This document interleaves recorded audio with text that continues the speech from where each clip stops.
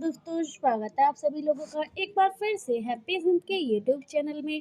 दोस्तों, अगर आप अपनी लाइफ में कुछ नया सीखना चाहते हैं तो चैनल को सब्सक्राइब करिएगा, बेल आइकन को जरूर दबाइएगा। नौवीं और अष्टमी को कन्या को भोजन अवश्य खिलाना चाहिए। शास्त्रों में 9 दिनों के नवरात्रि को बहुत ही शुभ और मंगलकारी माना जाता है। वहीं 8 दिनों के नवरात्रि को शुभ नहीं माना जाता है। 10 दिनों के नवरात्रि को बहुत ही शुभ माना जाता है। जो शास्त्रों में कहा गया है, कुंडली में जो कष्ट हैं उन्हें ठीक कर देती हैं। श्रीधर की तरह ही सच्चे हृदय वाले के सभी कष्ट निवारण होते हैं। जो दुष्प्रभाव सभी जीवों पर पड़ता है, जिससे बचने के लिए नव दुर्गा माँ दुर्गा की पूजा की जाती है। माता रानी के अलग अलग स्वरूप की पूजा की जाती है। शास्त्रों के अनुसार नवरात्रि के दिनों में माता रानी की पूजा करने से देवी भक्तों को अभय वरदान देती हैं। सच्चे और एकता भक्तों के कष्ट को निवारणशील करती हैं। माँ की उपासना से ब्रह्मता का विकास होता है। सभी कष्ट दरिद्रता दुख नष्ट हो जाते हैं। सबसे ज्यादा महत्व होता है माता रानी की पूजा का महत्व नहीं होता, कन्या पूजन का बहुत ज्यादा महत्व होता है। उत्पत्ति होती है, जीवन सुगंध में हो जाता है। किसान के घर में साक्षात माँ जगदम्बा जगत माँ का आगमन होता है। दोस्तों, इस बार नवरात्रि बहुत ही शुभ और मंगलकारी माने जा रही है। कब है और क्या इसका शुभ मुहूर्त है बताते हैं, जानिए। लेकिन याद रखें, कन्या को ऐसा खाना भूलकर भी नहीं खिलाना, नहीं तो उल्टा आप बर्बाद हो जाओगे। जानिए कन्याओं को क्या खिलाना चाहिए और क्या नहीं, और क्या उपहार देना चाहिए और कौन कौन सा उपहार नहीं देना चाहिए। दोस्तों, इस बार नवरात्रि बहुत ही शुभ और मंगलकारी माने जा रहे हैं। इस बार शारदीय नवरात्रि 15 अक्टूबर दिन रविवार को शुरू होकर और इनका समापन 23 अक्टूबर दिन सोमवार को होगा। ऐसे में 24 अक्टूबर दिन मंगलवार को ही दुर्गा विसर्जन होगा। जो लोग माता रानी की स्थापना करते हैं, मूर्ति स्थापना करते हैं, वह लोग 24 अक्टूबर दिन मंगलवार को विसर्जन करेंगे। दोस्तों, नवरात्रि की अष्टमी और नौवीं तिथि पर कन्या पूजन का व्रत है, वह लोग 24 अक्टूबर दिन मंगलवार को विसर्जन करेंगे। दोस्तों, नवरात्रि की अष्टमी और नौवीं तिथि पर कन्या पूजन का विधान है। इस बार महाअष्टमी तिथि 22 अक्टूबर 2023 यानी कि इस दिन रविवार है और नौवीं तिथि अक्टूबर 2023 दिन सोमवार को। ऐसे में आप अष्टमी और नौवीं इन दोनों दिनों तिथि में कन्या पूजन अवश्य ही करें। कन्या को भोजन अवश्य खिलाएं। शास्त्रों में नवरात्रि के 9 दिनों में बहुत ही शुभ और मंगलकारी माने जाते हैं और वहीं 8वें दिनों के नवरात्रि को अच्छा नहीं माना जाता है। ऐसे में आप 10 दिनों के नवरात्रि को बहुत ही शुभ माने जाते हैं। शास्त्रों के अनुसार माता रानी का पूजन करने से, कन्या पूजन करने से मन में अभाव वरदान प्रदान करती हैं। कुंडली में जो कष्ट है वह ठीक कर देती हैं। इस तरह ही सच्चे हृदय वाले व्यक्ति के सभी काश का निवारण भी शीघ्र ही करती हैं। माँ की उपासना से ब्रह्मता का विकास होता है। सभी कष्ट दरिद्रता दुख कष्ट नष्ट हो जाते हैं। नवरात्रि में माता रानी का व्रत और पूजन किया जाता है, लेकिन नवरात्रि के दौरान सबसे ज्यादा महत्व कन्या पूजन का होता है। दोस्तों, कन्या रानी जो होती हैं फूलों के पंखुड़ियों की तरह नाजुक होती हैं। कन्या पूजन सर्वोपरि और श्रेष्ठ है। कन्या के रूप में स्वयं जगदम्बा देवी, माता वैष्णो, 9 देवी अर्थात समस्त ब्रह्मांड उनके शरीर के कण कण में बात करती हैं। बहुत कम लोग जानते हैं 33 कोटि देवी देवता का विकास होता है कन्या के मस्तक पर। कन्या चाहे छोटी हो या बड़ी हो, सदैव पूजी मानी जाती हैं, माँ के समान मानी जाती हैं। छोटी छोटी कन्याओं को माता रानी का स्वरूप माना जाता है। कन्याओं को भोग लगाया जाता है और उन्हें प्रसन्न किया जाता है और बदले में आशीर्वाद मांगा जाता है। कन्याओं को प्रसन्न करने के लिए गिफ्ट आदि उपहार वगैरह दिए जाते हैं। माना जाता है कि अगर कन्या कोई भेंट स्वीकार कर ले और वह खुशी खुशी उसे ले ले, उसका मतलब यह होता है कि अर्थात माता वैष्णो ने वह भेंट स्वीकार कर ली है। जिन पर कन्या प्रसन्न होती हैं तो समझो उन्हें माता रानी का आशीर्वाद मिल गया है और माता रानी की कृपा से उन्हें मुंह मांगा वरदान प्राप्त होता है। कन्या पूजन कोई मामूली पूजन नहीं होता। समस्त ब्रह्मांड में जो पूजा होती है उसे बढ़कर कन्या पूजन माना जाता है। 10 बराबर गंगा स्नान करें और 100 बराबर यज्ञ करने से तथा 1000 बराबर यात्रा करने से तथा एक बार कन्या पूजन करने से प्राप्त हो जाता है। दोस्तों, इसलिए कहा जाता है कि कन्याओं को कभी भी सताना नहीं चाहिए। कन्याओं की जितनी सेवा की जाए कम ही होती है। कन्या कोई मामूली नहीं होती। कन्या के रूप में स्वयं उनके मस्तक पर विराजमान होकर स्वयं देवी चलकर आपके घर आती हैं। नवरात्रि में 2 साल से लेकर 10 साल तक की कन्या का पूजन होना चाहिए।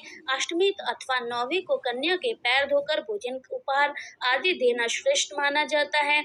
ऐसा मौका कभी हाथों से नहीं जाना चाहिए। इस दिन जितना ज्यादा हो सके कन्या को हाथ पकड़कर पैर पकड़कर अपने घर तक लेकर आए। कन्या जब आपके घर आ जाए तब सभी पैरों को दूध और पानी से उनके पैर को धुलाना चाहिए। खासकर मर्दों को कन्या के पैर अवश्य धोने चाहिए। इससे मैया वैष्णव प्रसन्न होती हैं। दोस्तों, फिर उसके बाद कन्या को किसी साफ जगह पर जमीन पर कपड़े बिछाकर बैठाना चाहिए। माथे पर अक्षत, फूल और कुमकुम लगाना चाहिए। फिर उसके बाद भोजन ग्रहण कराना चाहिए। हमेशा ध्यान रखें, 3 पूड़ियाँ कभी भी थाली में ना रखें। इसे शुभ नहीं माना जाता, घोर पाप माना जाता है। 3 पूड़ियाँ 3 रोटियाँ मरने वाले व्यक्ति के लिए निकाली जाती हैं और जेल कैदियों में दी जाती हैं। ऐसे में कन्या को उनकी थाली में 3 1-2 करके पूड़ियाँ दे सकते हैं। दोस्तों, कन्याओं को खाना खिलाने के बाद अंतिम में कन्या के सर पर लाल चुनरी जरूर उड़ानी चाहिए और भोजन में आपको खीर, पूरी, हलवा, चना, आलू की सब्जी, छोले वगैरह की सब्जी खिलानी चाहिए। पनीर आदि भी खिलाया जा सकता है। वैसे माता रानी का प्रिय भोग खीर, हलवा, पूरी और आदि हैं, लेकिन भूल से भी लहसुन और प्याज का इस्तेमाल ना करें। कई लोग तो कन्याओं को चिप्स के पैकेट वगैरह दे देते हैं। इसमें लहसुन प्याज होता है और बहुत ही अशुभ माना जाता है। पता है कि इसमें लहसुन प्याज का इस्तेमाल होता है, जिसके कारण आपका व्रत खंडित हो सकता है। माँ दुर्गा क्रोधित हो सकती हैं। जहाँ आपने 9 दिनों तक लहसुन प्याज का परहेज किया था, लेकिन आपकी एक गलती पूरे व्रत को खंडित कर सकती है। इतना भी नादान नहीं बनना चाहिए कि माता रानी को रुष्ट हो जाए और कन्या को अशुद्ध होना पड़े। कन्या को डब्बा बंद कोई ऐसी वस्तु ना दे, ना चीज दे, ना खिलाएं। लहसुन प्याज होता है और कई चीज तो ऐसी होती हैं मार्केट में जिसके अंदर लहसुन प्याज का इस्तेमाल होता है। ऐसे आप कभी मत करना दोस्तों। और मार्केट से रेडीमेड खाना लेकर नहीं खिलाना चाहिए तथा दही जलेबी खिला देते हैं, जो कि शुभ नहीं माना जाता। जिसके घर में लिया जाए तब होता है जब आपके घर में कोई बीमार व्यक्ति है। लेकिन अगर आप स्वस्थ हैं तो आपको कोई पीड़ा नहीं है, तो ऐसा भूल कर भी आपको नहीं करना चाहिए। माता रानी को दही जलेबी नहीं बल्कि आपके हाथों का बना भोजन खाना चाहती हैं, आपका प्यार चाहती हैं। फिर चाहे आपके घर में एक ही पूरी क्यों ना बनी हो माता के लिए, अगर आप स्वयं ही अपने हाथों से माता रानी को भोजन खिलाएंगे, देखिए भले ही आप दही जलेबी खिलाना सकते हैं, परंतु माता रानी को घर का बना स्वादिष्ट भोजन ही अति प्रिय है। खासकर नवरात्रि के दौरान घर में पका भोजन अवश्य ही बनना चाहिए। माता रानी बहुत जल्दी प्रसन्न होती हैं। घर का बना पक्का भोजन ही कन्या को खिलाना चाहिए। हमेशा ध्यान रखें, कन्याओं को प्लास्टिक के बने दोहने में खाना नहीं खिलाना चाहिए। ऐसे में बर्तन पूजा पाठ के लिए अशुभ नहीं माने जाते हैं, क्योंकि प्लास्टिक के ज्यादातर बर्तन जो होते हैं जानवरों की हड्डी द्वारा बनाए जाते हैं। इसलिए ऐसा आप पाप मत करना। कन्या को हमेशा स्टील के बर्तन या पत्तों से बने बर्तन में ही भोजन खिलाना चाहिए, बहुत ही शुभ माना जाता है। तो अगर आप भी पेड़ के पत्ते के बने बर्तनों में खाना खिलाते हैं, बहुत ही शुभ माना जाता है। माता रानी अभय वरदान प्रदान करती हैं। दोस्तों, एक बात हम आपको बताने वाले हैं कि यदि नवरात्रि समाप्त होने के बाद यदि बीच में कन्या पूजन शुक्रवार का दिन पड़ रहा जाए तो कन्याओं को कभी भी खट्टी चीज नहीं खिलानी चाहिए, क्योंकि शुक्रवार का दिन माता संतोषी को समर्पित होता है और माता संतोषी नवरात्रि के दिनों में सक्रिय अवस्था में होती हैं। तो भूलकर भी शुक्रवार के दिन अगर पड़ जाए तो खट्टी चीज घर में नहीं बनानी चाहिए और ना ही कन्या को खट्टी चीज खिलानी चाहिए। घोर पाप लगेगा और आपका किया कराया सब बर्बाद हो जाएगा। खट्टी जो छोटी सी चीज मानी जाती है, संतोषी रूठ जाती हैं और आपको शराब दे देती हैं। इसलिए नादान ना बने दोस्तों। भोजन कराने के बाद आपको कन्या की थाली में एक या दो लौंग जरूर रखनी चाहिए, क्योंकि लौंग देवी शक्ति तथा दुर्गा को बहुत प्रिय है। लौंग माता का शक्ति का प्रतीक होती है। लौंग में नव दुर्गा का वास होता है। इन 9 दिनों में माता रानी को लौंग का भोग ही लगाया जाता है। तो खाने के बाद कन्याओं को थाली में लौंग अवश्य अर्पित करें।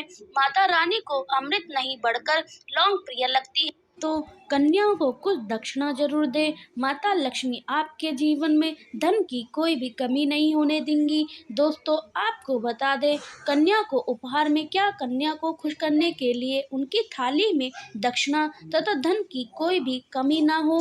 जब आपके घर से खुशी खुशी धन लेकर जाती हैं, तो वह भी आपको खुशी खुशी कई गुना आपको धन प्रदान करती हैं। इस समय कंजूसी मत दिखाना, खुशी खुशी कन्याओं को धन अवश्य देना। कन्याओं को कोई सुंदर गिफ्ट दे सकते हैं। शास्त्रों में बताया जाता है कि कन्या जितना खुश होती हैं, माता रानी उतना ही जल्दी आपको फल प्रदान करती हैं। ऐसे में आप कन्याओं को चॉकलेट बॉक्स दे सकते हैं तथा खूबसूरत कपड़े दे सकते हैं। याद रखें, काले कपड़े और स्टील के बर्तन भी गिफ्ट के तौर पर दे सकते हैं। यदि घर याद रहे कि कन्याओं को लोहे का भी कोई भी सामान नहीं देना चाहिए, तो राहु दोष का प्रभाव आपके जीवन में प्रवेश कर जाएगा।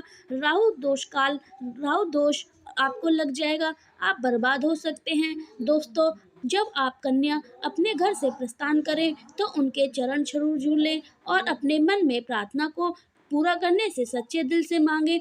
हुई मुराद माता रानी अवश्य ही पूरी करती हैं। सच्चे दिल से मांगे। लालच माता को पाने के लिए बन जाए तो उसे बोलते हैं सच्ची श्रद्धा और सच्ची भक्ति। ऐसी भक्ति के आगे स्वयं को 33 करोड़ देवी देवता आपको नमस्कार करते हैं।